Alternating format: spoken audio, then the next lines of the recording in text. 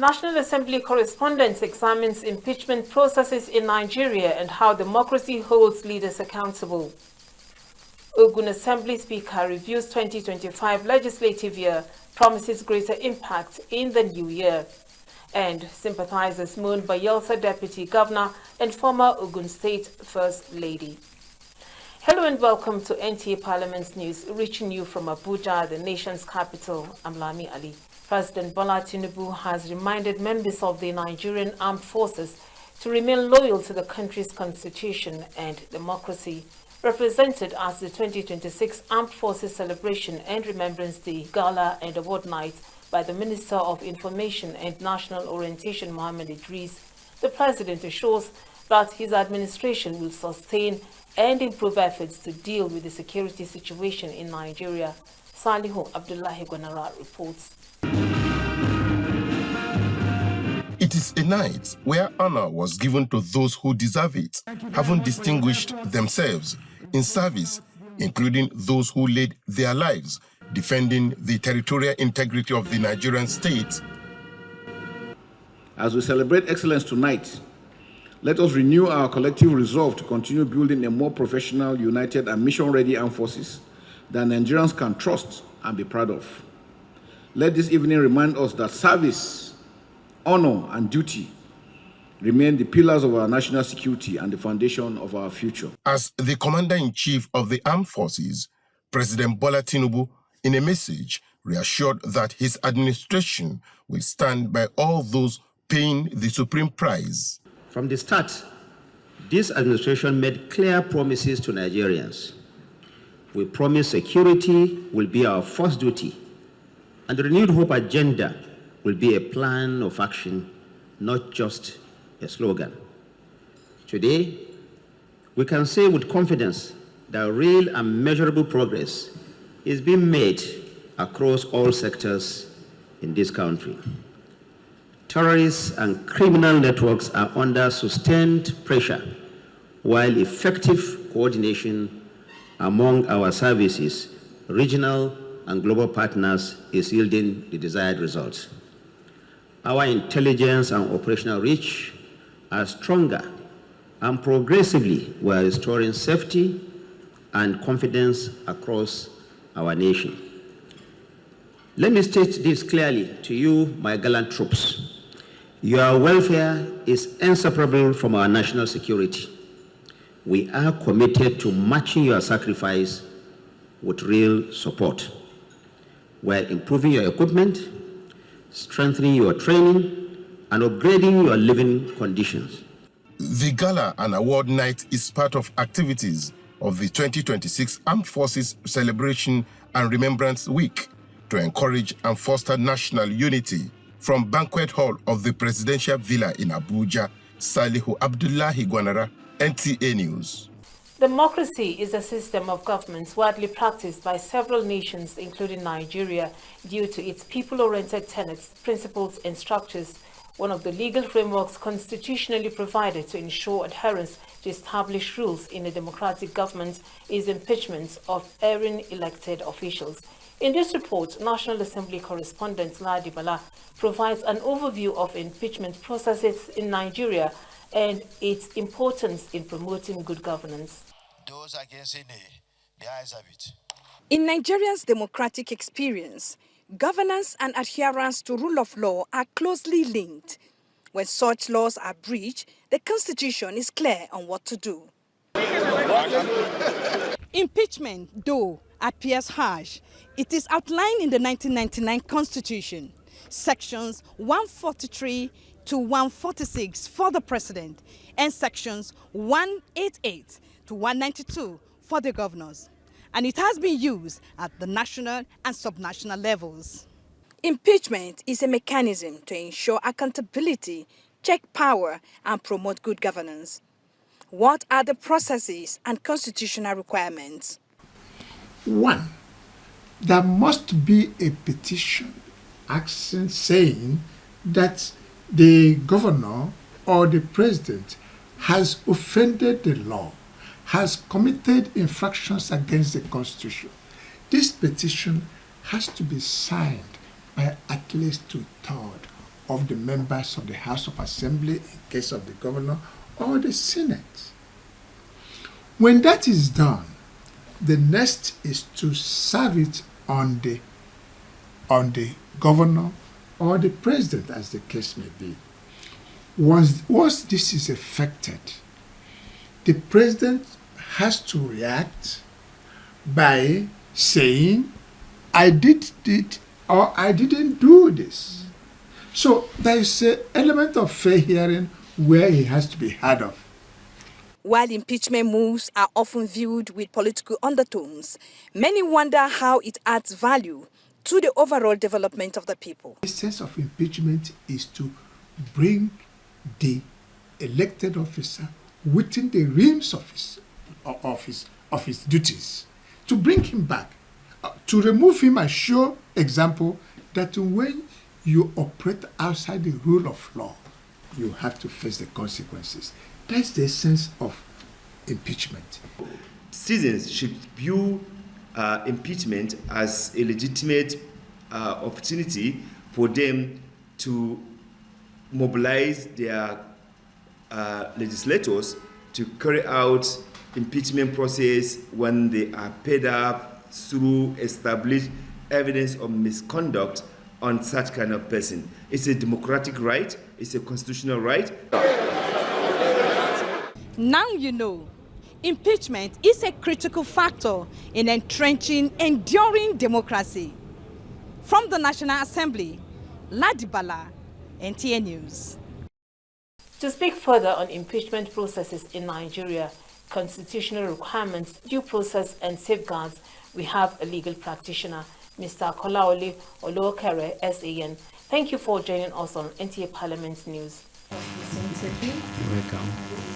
Now, firstly, what constitutes an impeachable offense and what exactly are the processes and constitutional requirements for impeachment? The provisions for impeachment are contained in the Constitution, variously at Section 143 for the national and the federal, and then at 188 for the state. And the focus of both provisions is to balance, is a check and balance system, to promote the check and balance system in society, particularly in our society. And so to avoid an abuse, because you try not to create a problem when you're solving problems. So one of the problems, or the main problems that is sought to be solved by these provisions of the Constitution, is the abuse of power by the executive. But at the same time, and so the power to impeach is a power that vests principally in the legislature. We see a lot happening in the polity today. Is there a correlation between the impeachment of erring leaders and good governance? Although it's a blend of both legal and political mechanisms, because the courts have defined impeachment notice is supposed to contain what you call gross misconduct. So the legislature will itemize what it considers as the violations of the executive. That's the governor or the deputy governor or the president or the vice president. And it might just, and the courts have said, well, whatever the legislature says is a gross misconduct constitutes gross misconduct. And so they own the power to define it. So it will come in various dimensions. But the political undertone there is that sometimes what you see on an impeachment notice is just a reflection of the grievances that have been nurtured by the legislature. So they may not actually put on record that, oh, this particular allowance has been withheld. They will not, but they will say, oh, the governor hesitated in presenting the budget, something like that. So you discover that beyond the face of what you see on the impeachment notice, you may have to dig deeper to really know what is really the grudges of the legislature. And that's why I say sometimes it could be a political legal combination. Can you enlighten us on the difference between impeachment and recall in a parliamentary system? An impeachment is a process that is only available against the governor, that's the executive, or the deputy governor, or the president and the vice president, to that extent.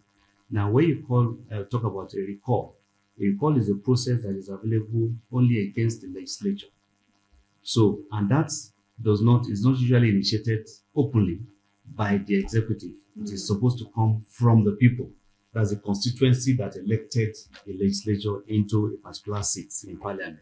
So that constituency follows a procedure, also constitutional, gets in touch with INEC, puts up a petition, and all those steps are there. But essentially, the recall, whereas the recall is against the member of parliament, the impeachment is against the holders of office of the executive. What are the implications of impeachment on democratic stability and development? It is always thought that impeachment is a very grievous punishment, because you're talking of the collective will of the people, which have been consummated at the electoral at the poll, consummating and then producing a candidate. So that candidate represents the will of the people. And so impeachment is like saying, look, the people's will has been perhaps changed. So it's a very serious and drastic punishment. So, and that's why the courts have said, look, for it to happen and be upheld, you must follow the constitutional safeguards, so that we are sure that it's not a case of victimization, or it's not a case of legislative tyranny. Thank you so much, Mr. Kolawole, for your time and insightful contributions.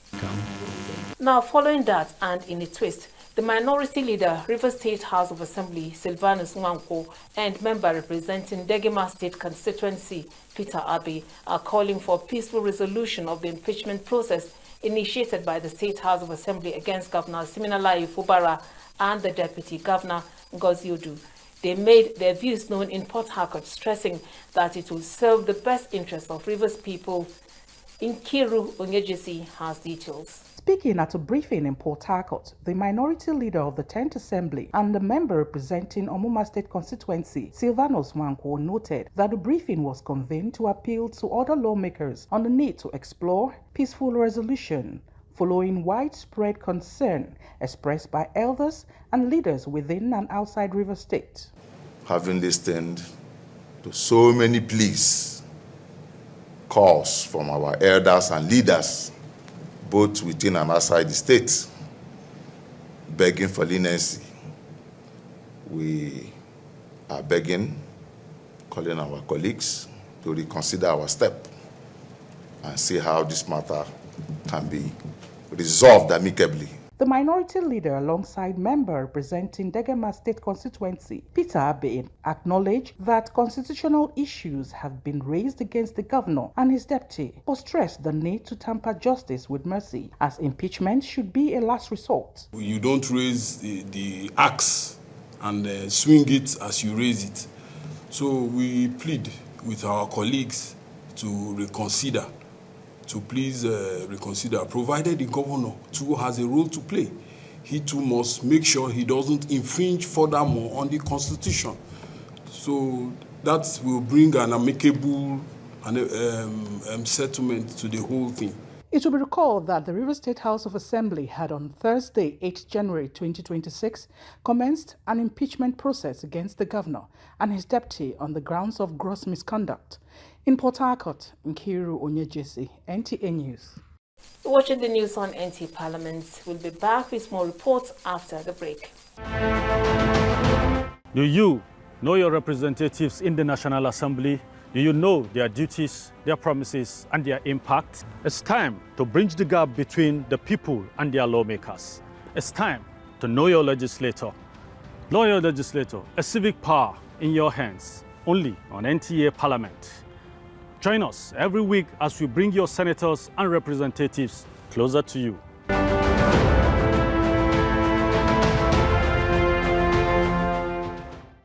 Welcome back and thanks for staying with us. Stakeholders say the fraction of the youth population and their participation in Nigeria's election history remains significant. This is why the Independent National Electoral Commission, INEC, is engaging some identified youth groups ahead of the 2026 FCT Area Council elections with issues of peaceful elections and active participation that build trust top on the agenda of discourse. FCT Resident Electoral Commissioner Aminu Asimu Idris reiterates the commitment towards a credible poll. Abdullahi Ajia brings us highlights of the conversation. With a larger chunk of election statistics favoring the youth demography in Nigeria, the election umpire, INEC, as part of its preparation for the 2026 February 21 FCT area council elections, is harnessing the strength of the youth, using identified groups to spread critical messages that shape an election. FCT resident electoral commissioner, in a message to participants, assures of an inclusive process that guarantees free and fair polls. He has come to let them know that, one, they're a decisive force in this election, and then secondly, they have to be participatory. They shouldn't go participating on social media and stuff. They should come out to exercise their franchise and determine who and who should lead them in this process. And then thirdly, the REC is telling them that they have to be peaceful. Stakeholders who are part of the build-up process say such conversation builds confidence among parties as issues of voter apathy, misinformation, violence during election are expected to be addressed through informed knowledge. Having large demographic group like this, it is very, very key to reach out to them. It will improve the outcome of election. Youth are found in the area of election officials. Youth can influence their peers to participate meaningfully. And we also want to engage them positively so that they will not be used as for negative activities. This election for us is going to be a test of INEC's preparedness ahead of the election that is coming just within a year from now.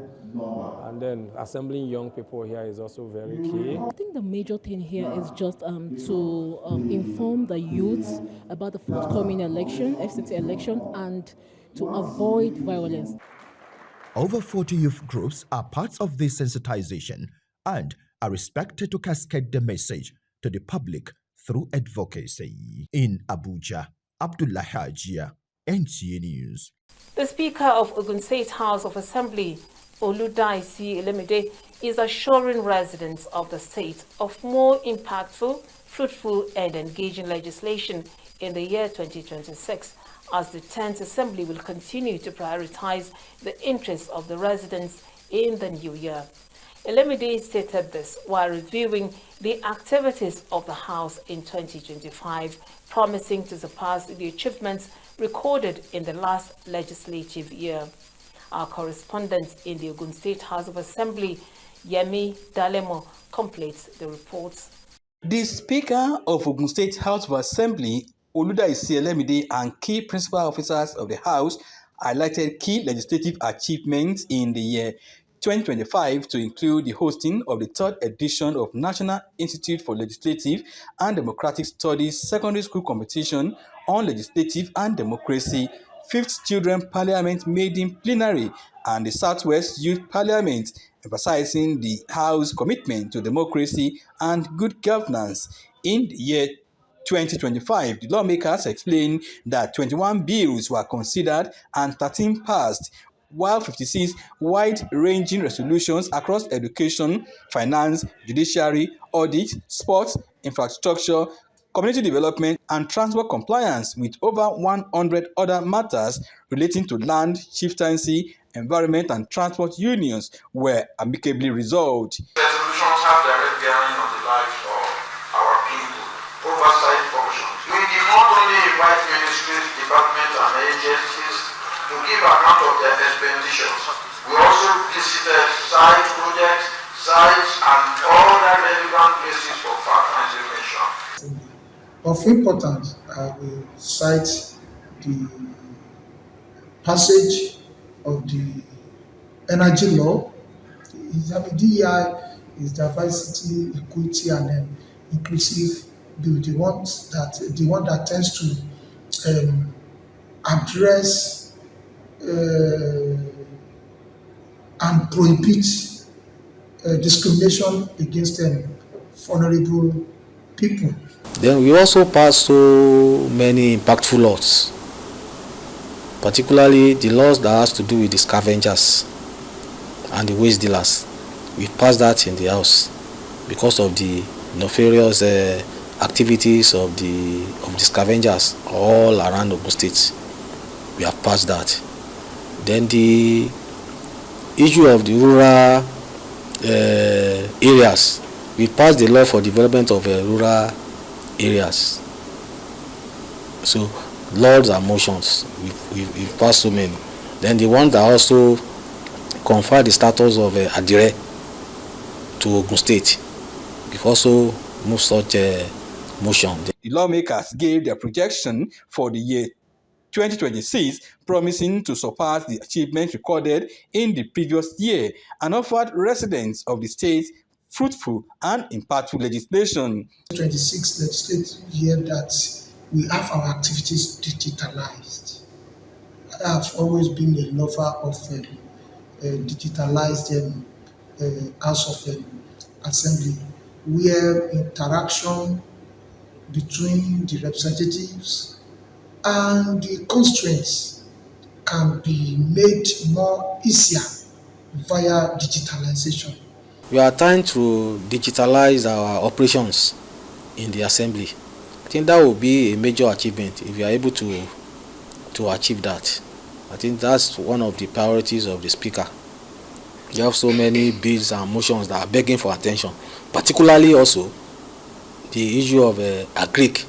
We want to revolutionize agric in Ogun State. The Ogun State lawmakers is scheduled to resume work January 22nd, 2026. In Abuja, Yemi Dalemo, NTA News.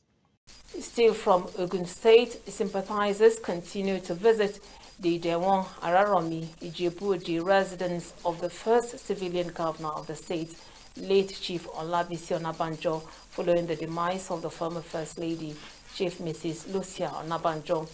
Anthony Gandono reports that among early callers was the Chief Imam of Ijebu-Ode, Alhaji Mutaudeen Ayambadejo. Silence enveloped the Idewon Araromi community Ijebu-Ode as sympathizers came in droves to commiserate with the family of the wife of the first civilian governor of Ogun State, Chief Mrs. Lucia Onabanjo, who passed on yesterday. Chairman Ogun State Local Government Service Commission, who is one of the deceased children, Ms. Olivia Onabanjo, also spoke on the demise of her mother. On Saturday, Hakera told me that she refused food. So the doctor came in and we decided that we should take her to hospital for palliative measures on Monday. At 11 p.m. she went to the Lord. Some early callers, including the Chief Imam of Ijebuland, Alhaji Mutaudeen Ayambadejo, while commiserating with the family, described the deceased as a peace-loving woman. As we all know, that behind every successful man, there must be a good woman. So Mama did a great job to support our late governor, Baba Onabanjo. Late Chief Mrs. Lucia Onambowale Onabanjo, who was the first lady of Ogun State between 1999 and 1983, died on Monday at the age of 100. In Ijebu-Ode, Anthony Gandonu, NTA News. The Forum of Deputy Governors in Nigeria has commiserated with the Bayelsa State government and the Erujapo family over the demise of the Deputy Governor of Bayelsa State, Senator Lawrence Erujapo. Leading the delegation, the Deputy Governor of Enugu State described the late Deputy Governor as a patriotic leader whose contributions to governance and national development will remain indelible. Siminepre Ohia reports. It is over a month now the Deputy Governor of Bayelsa State, Senator Lawrence Erujapo, departed the planet Earth. However, due to his impactful life, condolence visits have continued to pour into the state's government. The latest of such is the visit by the Forum of Deputy Governors, IYC President, and the President and CEO of Costaris Motors to Government House.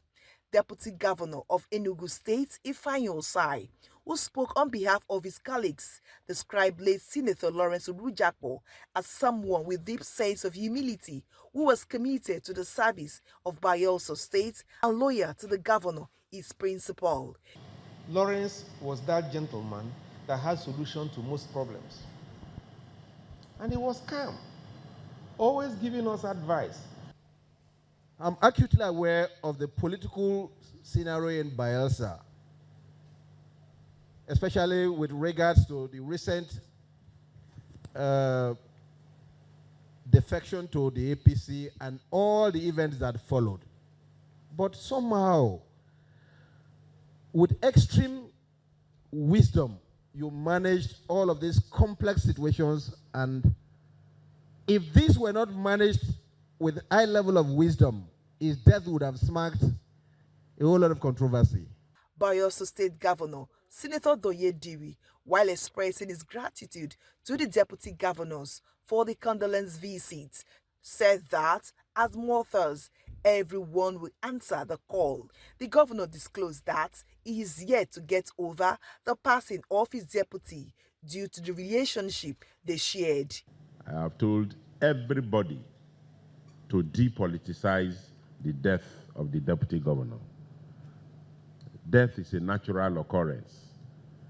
It could happen to any one of us.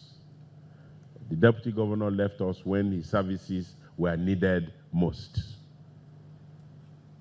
And so let nobody associate the deputy governor's death with defection or no defection. 8 deputy governors represented the forum, among whom are Ifeanyi Osai, Enugu State, Ngozi Mma Odu, Rivers State, Princess Patricia Obila, Ebonyi, among others. Timinopri Ohia, NTA News. Now that concludes the news on NTA Parliament. You can follow us on our social media handles scrolling on your screen. Thank you for joining us and have a good evening.